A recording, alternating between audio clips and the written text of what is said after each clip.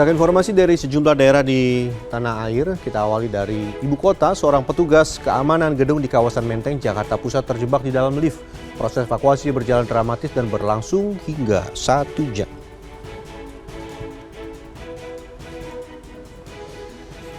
Petugas suku dinas penanggulangan kebakaran dan penyelamatan Kota Jakarta Pusat menyelamatkan seorang petugas keamanan gedung yang terjebak di dalam lift pada Jumat siang, 15 Maret.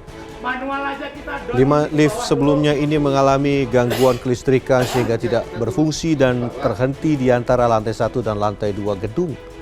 Bagian dalam lift yang gelap serta ruang gerak terbatas membuat petugas damkar sempat kesulitan untuk mengevakuasi korban.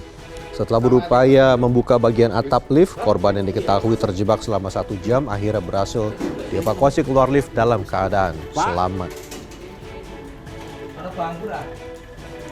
Berikutnya dari Jakarta kita bergeser ke Banten. Viral di media sosial, video memperlihatkan sebuah mobil menabrak mobil mewah di sebuah showroom di Kabupaten Tangerang.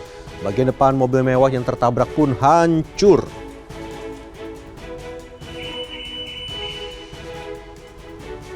Pengemudi mobil Mitsubishi Expander menabrak showroom mobil mewah hingga porak-poranda di kawasan Pantai Indah Kapuk 2, Kabupaten Tangerang, Banten pada Rabu 13 Maret lalu.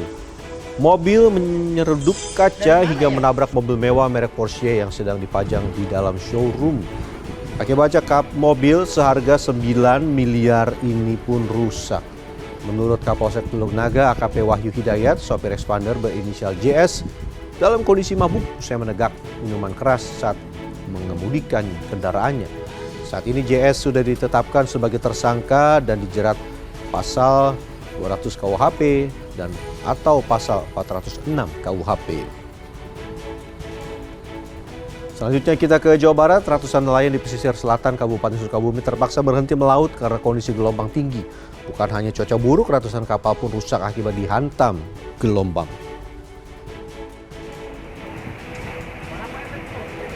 Dan inilah gelombang tinggi yang merusak kapal para nelayan di Pantai Ujung Genteng dan Pelabuhan Ratu, Kabupaten Sukabumi. Gelombang setinggi 5 meter menghantam perahu nelayan hingga menyebabkan kerusakan parah. Data dari Himpunan Nelayan Seluruh Indonesia, Sukabumi, ratusan nelayan berhenti melaut karena perahunya rusak dan gelombang tinggi yang terjadi sejak Selasa 12 Maret lalu. ANSC akan berkoordinasi dengan dinas dan kementerian terkait untuk membantu para nelayan.